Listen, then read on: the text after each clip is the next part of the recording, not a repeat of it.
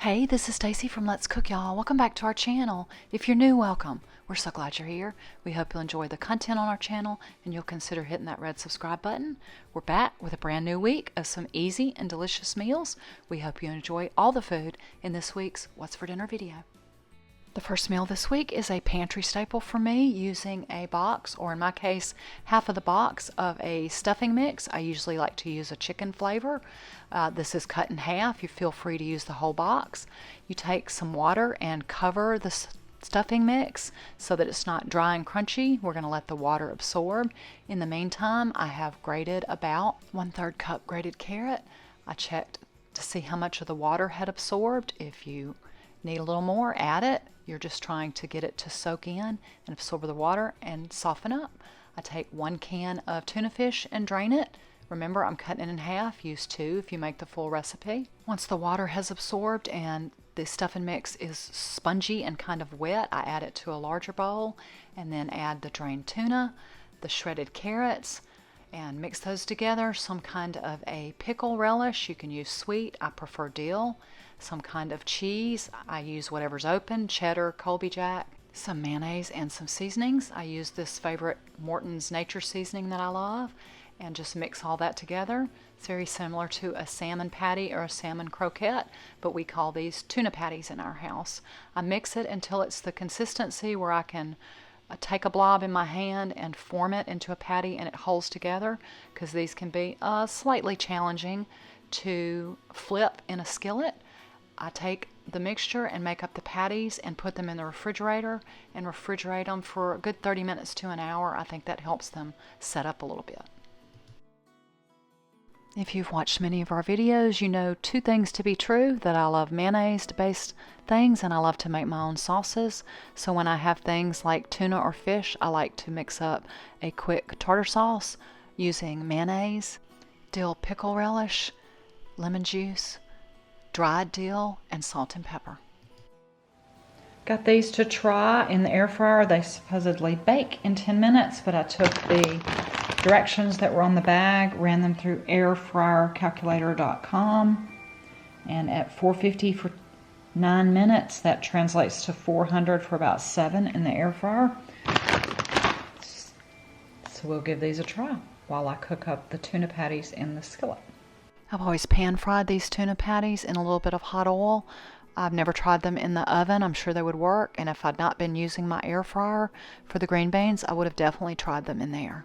I've learned the hard way not to crowd the pan with these. They are a little tricky to flip, so I will cook them in 2 batches.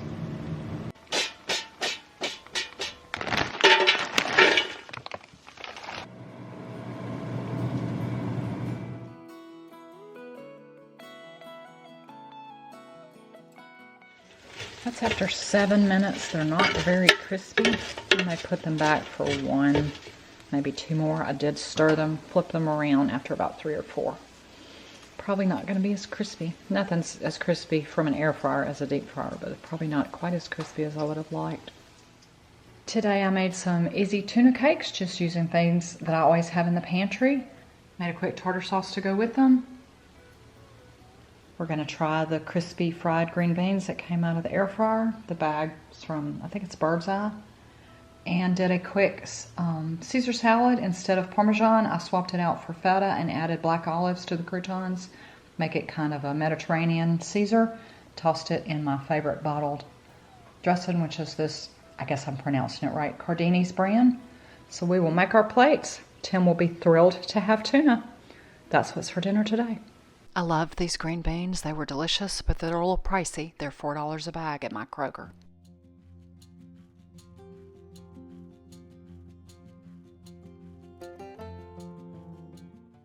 Today I'm making another huge family favorite, like our crockpot chicken Santa Fe. These are cheeseburger wraps. Don't tell Tim that's a ½ pound of ground turkey.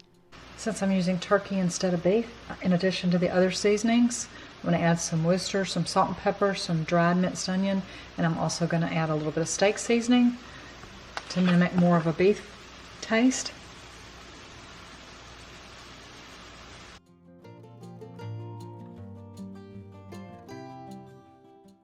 Dried minced onion, salt and pepper, some Worcestershire sauce. I started out with this container of ketchup. It was about empty. Stirred it up, went and dug another one out, and added enough ketchup to make them kind of moist. Then I started assembling the cheeseburger wraps. I laid out some flour tortillas and started putting the meat mixture on it. I add some mustard.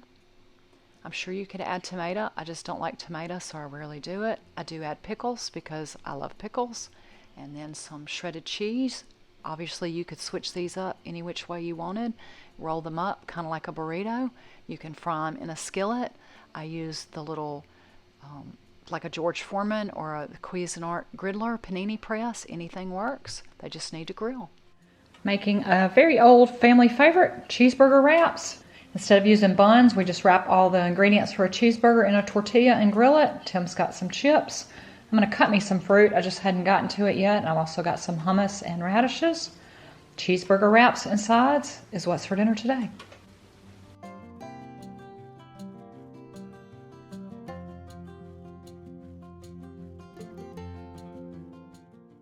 For today's meal, I had 2 russet potatoes that I cut into large wedges. I like to soak my potatoes at least 30 minutes, maybe an hour, to draw out some of the starch. Then I spend a fair amount of time drying off each piece. I often use Italian seasoning and red chili flakes, but today I just went with olive oil, salt, pepper, and some of this Mrs. Dash Southwest Chipotle. Got them all tossed together, added a little more seasonings, and then got them going in my air fryer.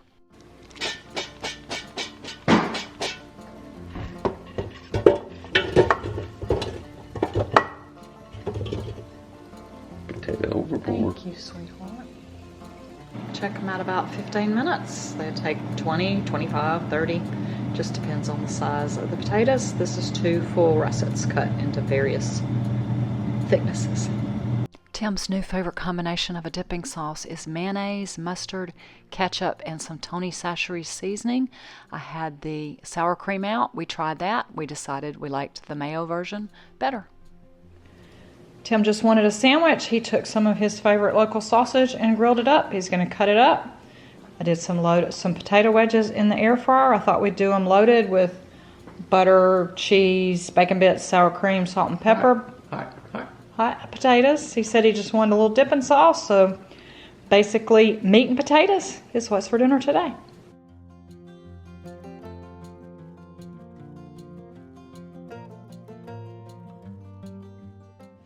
Using the finest setting on my grater, I'm going to grate some cucumber. The recipe I've used before used an English cucumber.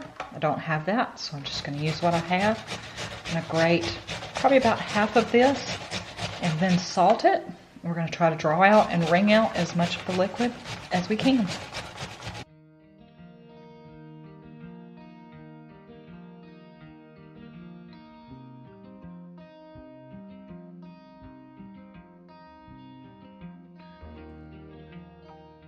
After I salted and wringed out as much of the liquid as I could from the cucumber, I mixed it with some plain non-fat Greek yogurt, some minced garlic, and some lemon juice. Use fresh if you have those. I added some dill weed, a little dash of cayenne pepper, and some salt and pepper. Mixed it up, tasted, adjusted. Y'all know I love dill, and that's a quick tzatziki sauce. I'm not sure why, but my Kroger has not had large portobello mushrooms in weeks. I've been wanting to do this on the grill, so when I finally found them, I worked it into my menu.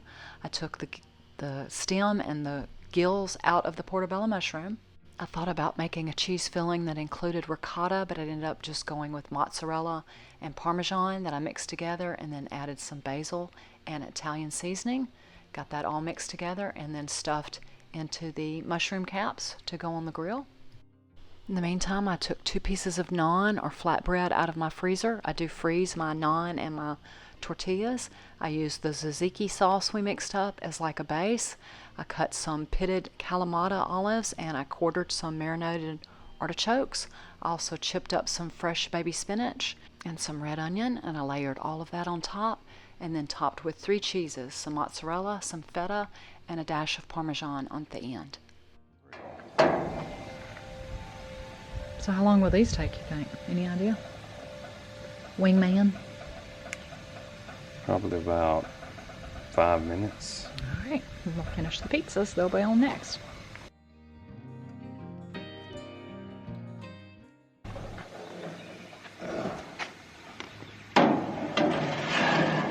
You can take it off. Put it on that. Okay. Put it on that copper mat in case you want to take it off. Do you think these will take about the same amount of time? 4 to 5 minutes? Probably about 4 minutes. We'll check them and see. We'll be back in 4 minutes. Don't get too close. I'm going to get you. Got a fire. Why are you spraying olive oil on them? I don't think we've ever done that before. Because you felt like it today? So they'll go easy down when you start eating them. Okay. Slippery. They look good. Slippery when wet. Who was that? Some rock band back in the 80s, huh? Come on, who? Oh, golly. You know, I was trying to go to sleep the other night and I dreamed these up. Think they'll work? The question is, was it a nightmare? It was a good dream. I love Greek. Okay. I love Greek food. Okay. We had the naans, the naan flatbreads. Kind of crusty. Crusty's good. Oven or grill.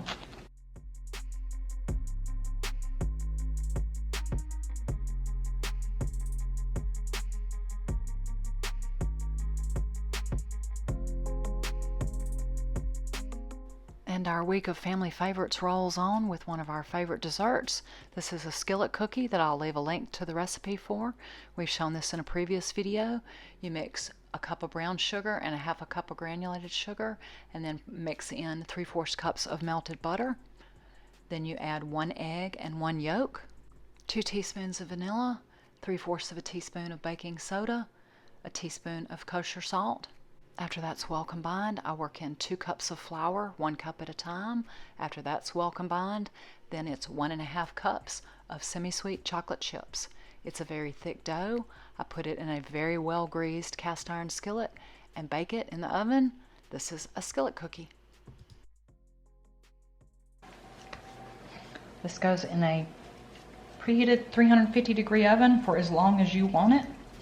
The original recipe says 15 to 20 minutes. We find that that is ooey gooey and spoonable. So if you want to spoon it out into bowls and serve it with vanilla ice cream, cook it 15 to 20. If you want to do what I'm going to do, which is cut it like a pie-shaped wedge, go 25 to 30.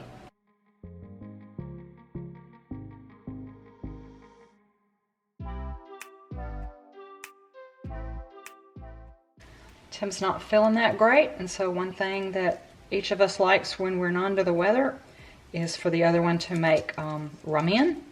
We've shown this on the channel before. I've got 5 cups of water, and I'm going to add 3 things of bouillon. 2 of them are these sodium-free packets, and then a couple of handfuls of rice, and bring that to a boil. And par cook the rice about 3/4 of the way, so for about 8 to 10 minutes, and then I'll add the ramen noodles and the other ingredients, which is some eggs, cheese, and seasonings.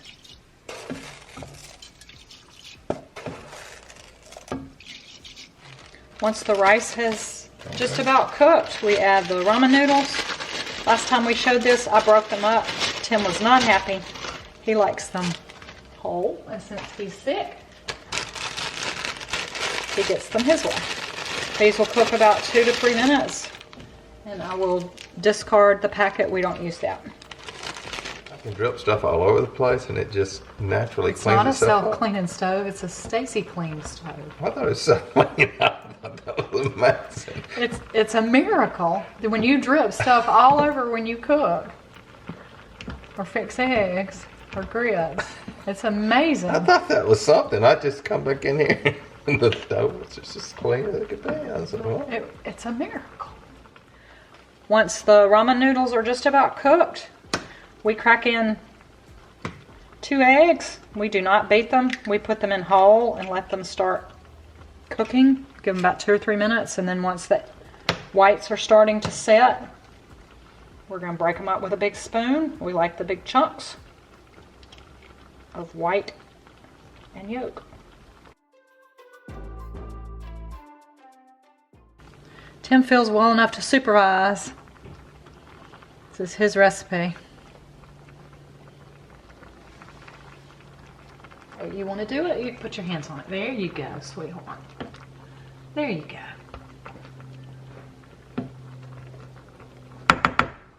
Is it time to add seasonings, or do we need to let the egg cook a little longer? Yeah, throw some seasoning in there. Since we don't use the packet, we're going to use some Tony Chachere's. Quite a bit. It's not spicy at all, believe me, because I don't do spice. Once the cheese melts, we'll taste it and add some more seasoning. Won't we get crazy and throw in another slice of cheese? Another slice of cheese? I already put the cheese up. I know what's that. Not shredded. He doesn't like shredded. He likes sliced. Don't be playing with my cheese. Oh, I'm sorry. I was playing with your cheese. Another Colby Jack. This time we had Colby Jack and Swiss open. He had pepper jack in there, but I don't want to upset his stomach. And there we go. Season to taste. And serve. This is the way Tim likes it, with long noodles. It's thick and cheesy. That way you can slurp them up. Slurp it is. Tim's ramen.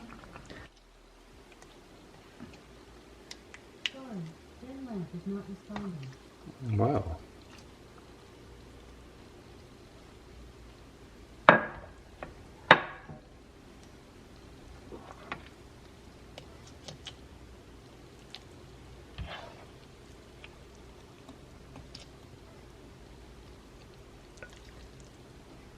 Not as soupy this time. I must have used 6 cups of water. I must have used 6 cups of water last time. I like it. You like it thicker? Uh-huh. That must be your bowl. You got an extra scoop. Working it out. Even them out a little bit. We know I can't have as much food as you. Oh, okay. I get to take some Well, out. I can't take in the same amount of calories as serving size as you. I think you're sneaky. I think on camera you show one amount, and then when behind the scenes you go get back for seconds. I think I'm definitely cutting that part out. That's just not nice. I'm sorry. That's just not nice.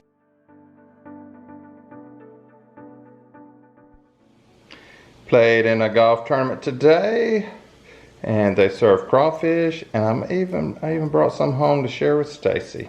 You're sweet. Yum yum. We love crawfish. That's a southern thing.